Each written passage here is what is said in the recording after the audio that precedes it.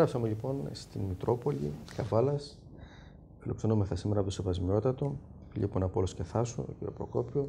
Λησμόνησα πριν βέβαια να πω, το 1977, ο μακαριστός πλέον Ιάκωβος ξαναγήθηκε από τον αείμνηστο καθηγητή τον Πελεκανίδη. Βλέπω τις φωτογραφίες και εσάς εδώ, 1977, νέος εδώ επίσκοπος στην Μητρόπολη, που θα ήθελα πολύ να ακούσω το τι ελέγχθη εκεί. Ήταν η πρώτη, μετά την ίδρυση του βαπτιστηριακού ναού, επωνόματι της Αγίας Λιδίας, κατά τόπον, όχι στον ποταμό, πλάι στον ποταμό. Η πρώτη επίσκεψη κάποιου ονομαστού προσώπου. Ο μακαριστός λοιπόν Αρχιεπίσκοπος Αμερικής Ιάκωβος, μαζί με τους φίλους οι οποίοι τον ακολούθησαν σε αυτή του την επίσκεψη στην Ελλάδα, ήλθε και γυρνάω στα πρώτα μου βήματα. Ήταν ο Υπουργός Βόρειο Ελλάδος, ο μακαριστός Νικόλαος Μάρτης, ο μακαριστός Πελεκανίδης που ανέσκαπτε το οκτάγωνο τότε και επίμονα αναζητούσε το στοιχείο που θα χρονολογούσε το μνημείο και έφτασε στη Βασιλική του Παύλου. Και περιχαρής ήλθε και μου λέγει, εγώ το έργο μου το ετελείωσα. Όταν βρήκε την επιγραφή και χρονολόγησε με ακρίβεια το μνημείο. Λοιπόν, όλοι μαζί υποδεχθήκαμε τη μεγάλη αυτή θρησκευτική προσωπικότητα και περπάτησαν επί της Εγνατίας Οδού με πρώτη στάση τον Άγιο Σύλλα και καθοδόν προς τους Φιλίππους έγινε η ξενάγηση στα νεοευρεθέντα μνημεία και στο βαπτιστήριο της Αγίας Λιδίας, γι' αυτό και οι φωτογραφίες είναι και από τον ποταμό το Τσιχάκτη και από άλλες στιγμές. Έχουμε σεβασμιότητα μόνο φωτογραφίες, δεν νομίζω να υπάρχει υλικό βιντεοσκοπήσεως στις ομιλίες. Όχι, τότε δεν ήταν, δεν έχουμε. Ό,τι σώζεται είναι καταγεγραμμένο στο βιβλίο, στο περιοδικό τότε που εκδίδαμε την παρουσία της εποχής εκείνης. Έχει εκτενή ρεπορτάζ. Μάλιστα. Όχι, λέω αν υπήρχε η φωνή, ας πούμε, και το... Όχι, δεν υπάρχει. Δεν υπάρχει. Ή και αν υπάρχει δεν μπορώ να ενθυμούμε και ούτε που είναι εύκολο να το αναζητήσω. Ίσως λοιπόν, η κρατική τηλεόραση δεν έχει ενδιαφερθεί για ένα τόσο σημαντικό γεγονός τότε, το οποίο... Κατά καιρούς, όχι μόνο οι ελληνικοί ζητούν άδεια και ξένες, τη παρεμβάση πάντοτε του Υπουργείου Πολιτισμού και του Ελληνικού Τουρισμού, για το βαπτιστήριο που έχω εγώ αρμοδιότητα να δώσω την άδεια, αλλά και της εφορίας των κλασικών και βυζαντινών αρχαιοτήτων, και έχουν πολλές εκπομπές και στην ελληνική τηλεόραση, νομίζω ότι έχουν γίνει, όχι από την κρατική, αλλά και από το Λονδίνο και από το BBC δηλαδή και από το Παρίσι και από την Αμερική. Κατά καιρούς πρέπει να τα έχω αυτά τα στοιχεία στο αρχείο. Πάντως και ο μακαριστό, και άλλοι πολλοί επίσημα ήλθαν και επισκέφθησαν και επισκέπτονται από όλο τον κόσμο. Αυτό το πρόγραμμα στα βήματα του Αποστόλου Παύλου, όταν μάλιστα, μπορώ και αυτό να το πω, ιδρύσαμε και ως σημείο αναφοράς το μνημείο αφίξεως του Αποστόλου Παύλου, αυτό το περίτεχνο ψηφιδωτό, σύγχρονο, είναι συγκλονιστικό να βλέπει κανείς τα γκρουπ των Κορεατών, των Αυστραλών, να κατακλείζουν την μικρή πλατεία και από εκεί να ξεκινούν. Είναι καιρός όμως και εμείς έχουμε πολλές παραλήψεις. Να συντηρήσουμε και την Εγνατία, να προβάλλουμε τα μνημεία. Σε όλα αυτά θα βοηθήσει νομίζω η συμπερίληψη των αρχαίων Φιλίππων στα μνημεία της UNESCO. Στα μνημεία, τα πολιτιστικά μνημεία που προστατεύει ο φορέας η UNESCO. Μάλιστα. Φεύγουμε λοιπόν από αυτό το πολύ μεγάλο κεφάλαιο, το πολύ σημαντικό κεφάλαιο. Ούτως ή άλλως, εκτός από αυτήν την εκπομπή, θα ξαναδείτε και δεύτερη εκπομπή που θα έχουμε τις προσεχείς ημέρες για το ζήτημα αυτό, το πολύ σημαντικό, που θα περιλάβουμε εκ νέου βέβαια μαζί με πλάνα τα όσα ελέγχθησαν από το Σεβασμιότατο. Επίσκεψη είχαμε πριν από μερικούς μήνες και του δευτερόθρονου Πατριάρχη. Ήρθε Μνημονεύσαμε την επίσκεψη και του Οικουμενικού Πατριάρχου που ενεκενίασε το συνεδριακό κέντρο, περιήλθε στους Φιλίππους, έζησε όλα εκοινώνησε, ήρθε σε άμεση σχέση. Η πρώτη του επίσκεψη νομίζω ήταν, αν δεν κάνω λάθος. Του Βαρθολομαίου, ναι. Του Βαρθολομαίου ήταν η Εδώ πρώτη. είχε περάσει ο μακαριστός Ο Αθηναγόρας. Το 1964. Το 1964. Μισό αιώνα μετά σχεδόν, έτσι είχαμε. Η επίσκεψη του Αγίου Αλεξανδρίας, του Πατριάρχου, του δευτερόφρονου, όπως πολύ σωστά το είπατε, Πατριάρχου Αλεξανδρίας, είχε άλλο χαρακτήρα. Ζήτησε επίμονα εκείνος, με την ευκαιρία του ερχομού του σε γειτονικές Μητροπόλεις, να έλθει στην Καβάλα και να επιβραβεύσει την Εκκλησία των Φιλίππων στο πρόσωπο του Επισκόπου της, όχι τον Επίσκοπο, για το έργο το οποίο επιτελείται από την Μητρόπολη, και έχουμε την ευκαιρία να δίδουμε απολογιστικά στοιχεία στους χριστιανούς μας, που μπορεί να επαναλαμβάνονται, δεν είναι κακό. Άλλωστε ενημέρωση γίνεται, δεν γίνεται προβολή προσώπων. Το προσέχω αυτό ιδιαίτερα. Ήθελε λοιπόν να τιμήσει την Μητρόπολη στο πρόσωπο του Μητροπολίτου, χορηγώντας με ευμένεια και πολύ ευγένεια και καλοσύνη τον Μεγαλόσταυρο του Ευαγγελιστού Μάρκου, του προστάτου της Αλεξανδρίας, της Εκκλησίας του Πατριαρχείου Αλεξανδρίας, για το έργο που επιτελείται στην Αφρική από μέρους της Μητροπόλεως δια του Γραφείου Εξωτερικής Ιεραποστολής. Και είναι πράγματι αξιόλογο. Περνούν οι ναοί τους 10, σχολεία, ιατρία, φαρμακεία και ένα πολύ ωραίο σύγχρονο σχολείο στη Μακρινή. Σε μια δοκιμαζόμενη ήπειρο, πολύ δοκιμαζόμενη. Ναι, δεν λείπουνε. Το τελευταίο σχολείο που ολοκληρώθηκε πρόσφατα στη Μακρινή Μαδαγασκάρη είναι προσφορά ενός προσώπου που επιθυμεί την ανωνυμία. Μάλιστα. Ενός απλού υπαλλήλου, διέθεσε όλα τα χρήματα. Λέμε για σχολείο, οι διαφορές είναι διαφορετικές. Δηλαδή, ένα σχολείο μιλάμε για 20-25.000 ευρώ. Εκεί είναι όλα φθηνά.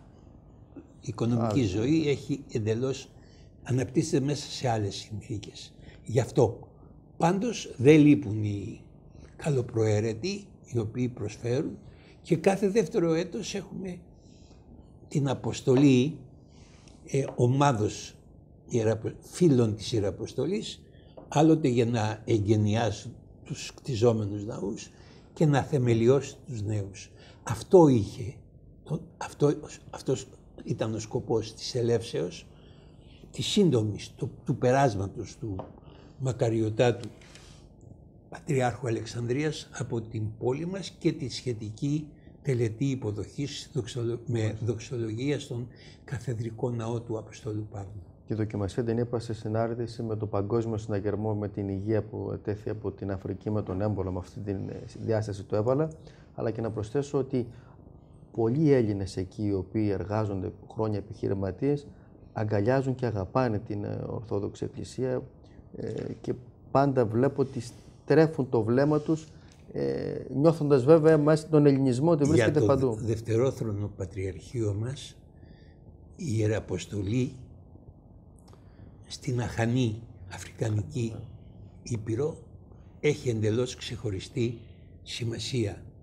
Είναι το μέλλον της Ορθοδοξίας στην Αφρική. Ο ελληνισμός που αποτελούσε τον πυρήνα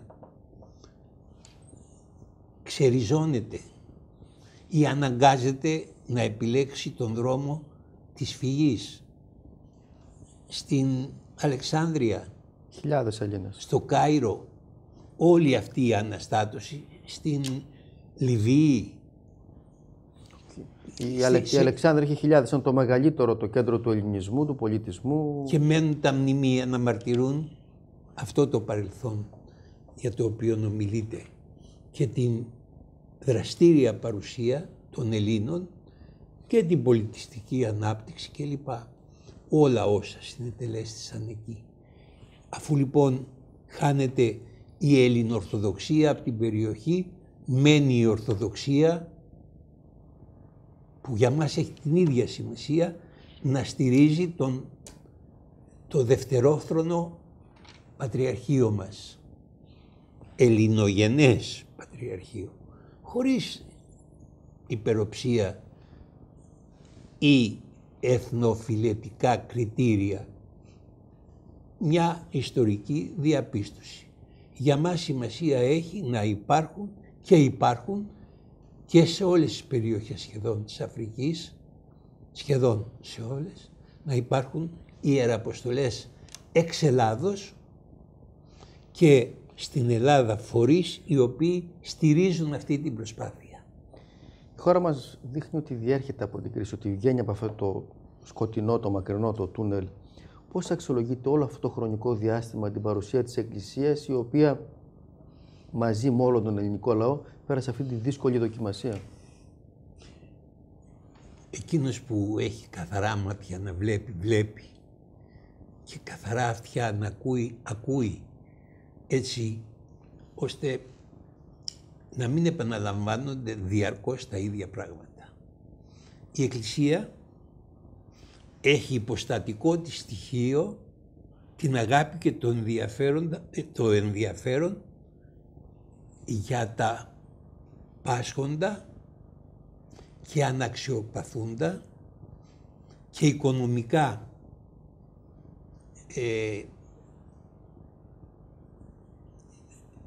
σε κατάσταση που δεν ευνοούνται αδελφούς και πρόσωπα. Και αυτό ανέκαθεν έκανε και κάνει, ιδιαίτερα στις παρούσες συνθήκες στον τόπο μας, χωρίς διακρίσεις. 36 χρόνια στο τραπέζι αγάπης φαίνονται από τους αριθμούς των σιτιζομένων. Σιτίζαμε και αλλογενείς και οικονομικούς πρόσφυγας και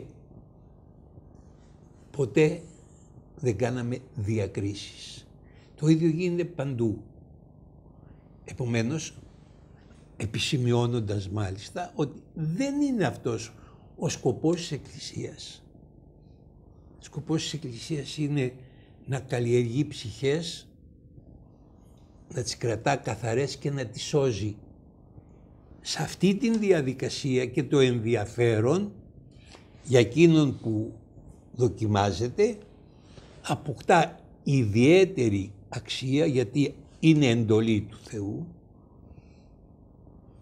Μπορούμε να θυμηθούμε τι δίδαξε στην παραβολή της κρίσεως για τους εμφυλακεί, για τους πτωχούς, για τους γυμνούς, για τους ανήμπορους.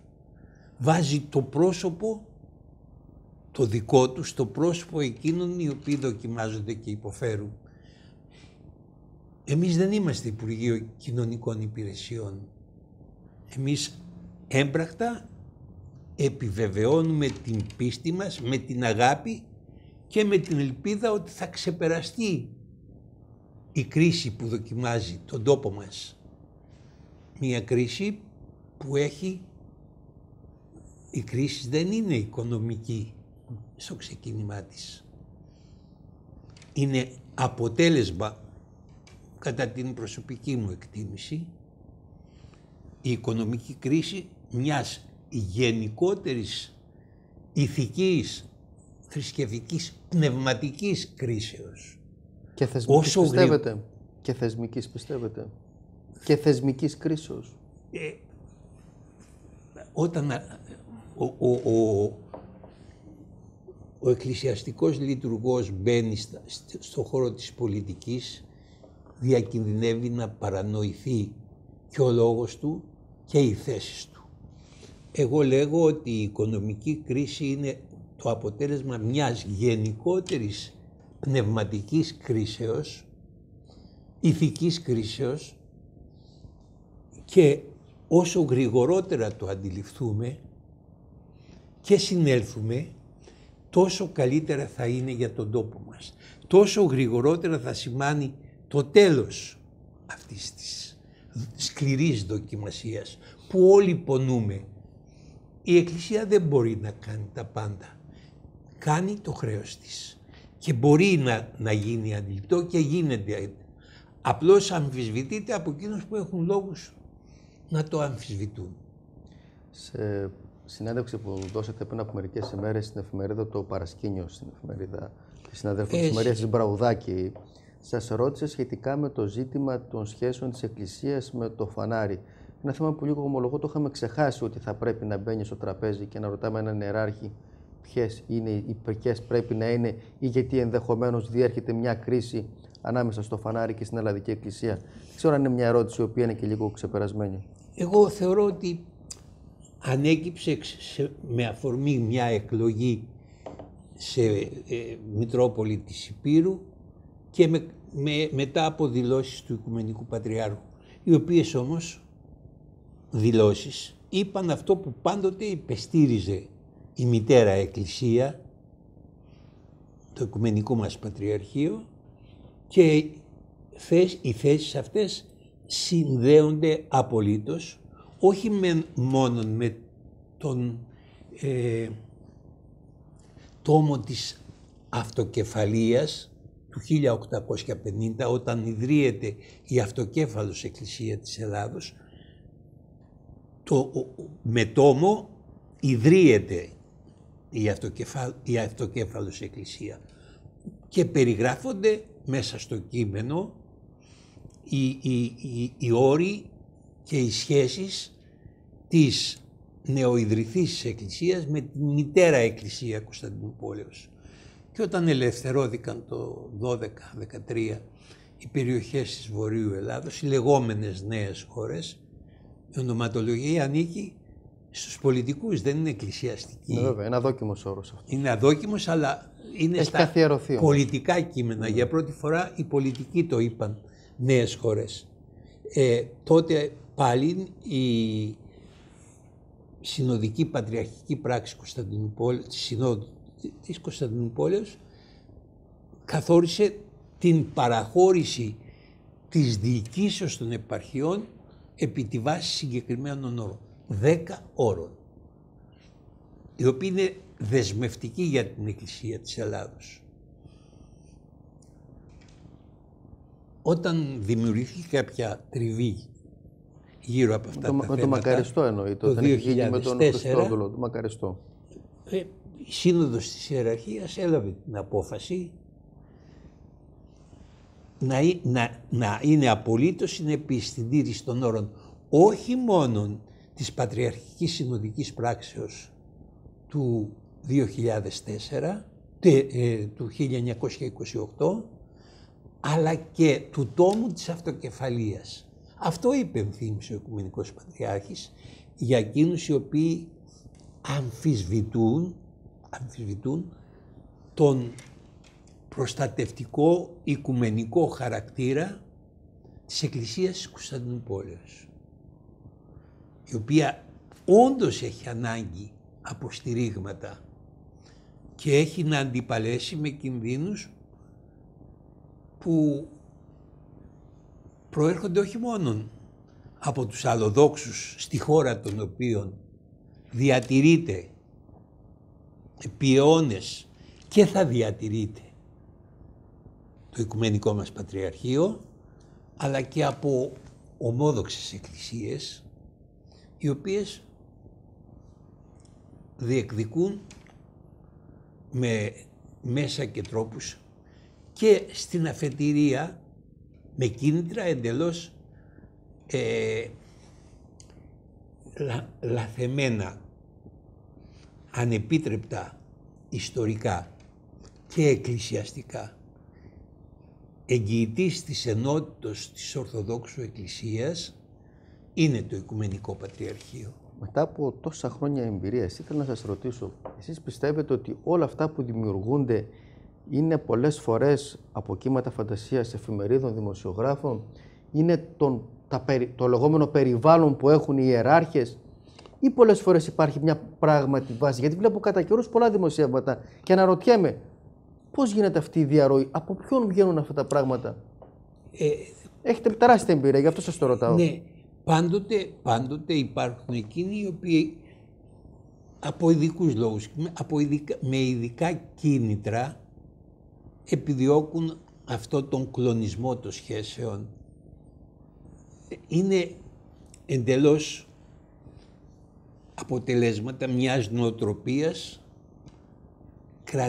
κρατιστικής, πολιτιοκρατικής και νομικιστικής. Μάλιστα. Στο χώρο της Εκκλησίας άλλα πράγματα κυριαρχούν. Η ενότητα της πίστεως και η κοινωνία της αγάπης. Και όχι η εκοσμίκευση. Διαφορετικά οδηγούμεθα στην εκοσμίκευση. Ας μην λύσουμε όμως ότι ευθύς μετά την απελευθέρωση και την ίδρυση του κράτους υπήρχαν όλοι εκείνοι οι οποίοι πολεμούσαν το Πατριαρχείο και αυτό ξεπεράστηκε και δόθηκε η αυτοκεφαλία μετά πάροδο των 20 ετών. Γιατί επεδίωξαν αυτόβουλα, παρά τους κανόνες της Εκκλησίας, να ανακηρύξουν το αυτοκέφαλο. Χωρίς την έγκριση του Πατριαρχείου. Καταλάβατε. Μάλιστα. Αυτό είναι το θέμα. Σας το ρώτησα διότι είχα διαβάσει ένα άρθρο τότε που ήταν η μεγάλη κρίση με τον Μακαριστό Χριστόδουλο, που λέγανε ότι αν οι δύο άνδρες βρισκότανε 10 λεπτά οι δυο τους και συζητούσαν χωρίς τρίτους, θα είχε λυθεί το θέμα και ποτέ δεν θα έπαιρνε αυτές τις διαστάσεις. Το γεγονός ότι αρχίζουν κάποιοι δίπλα, αρχίζει είπες, αυτό είναι πολύ κακό, γενικότερα νοσηρό. Πρέπει εμείς η εκκλησιαστική λειτουργία, από την όποια θέση και αν να δίνουμε το παράδειγμα, το ζωντανό παράδειγμα της προσωπικής συνεννοήσεως και αλληλοκατανοήσεως. Άνθρωποι του πνεύματος, τους γνωρίζετε και τους δυο πολύ καλά, τους χαρακτήρες τους. Στο τελευταίο δυσάρεστο γεγονός της εκλογής ενός επισκόπου, έπρεπε να ευρεθεί η λύση εκ των προτέρων. Και όχι με αυτή την ούτε να βγει ποιος θα νικήσει και ποιος θα χάσει. Χαμένη είναι η Εκκλησία. Μάλιστα. Γενικότερα. Ναι, απλά το κλείνω το θέμα λέγοντας ότι οι άνθρωποι οι οποίοι είναι φωτισμένοι με τον Παναγιώτατο, ένας άνθρωπος με τον οποίο δύσκολα μπορείς να μην βρεις λύση στο τραπέζι, δηλαδή να συζητήσει κάποιος μαζί του να μην βρει λύση, το θεωρώ αδιανόητο. Δεν μπορώ να το φανταστώ, γι' αυτό σας το λέω. Φεύγουμε από αυτό, ήθελα να σας ρωτήσω για το εξής. Διαβάζω ότι γίνεται κουβέντα επανεξέτασης, μάλλον πριν σας ρωτήσω για την επανεξέταση, πάω σε ένα τελευταίο διαφημιστικό για να πάμε στην αποφώνηση για δύο τελευταία ζητήματα, για να κλείσουμε την συνέντευξη μέσα από την Μητρόπολη που φιλοξενούμεθα σήμερα, τη Μητρόπολη Φιλίππων, Απόλλως και Θάσου.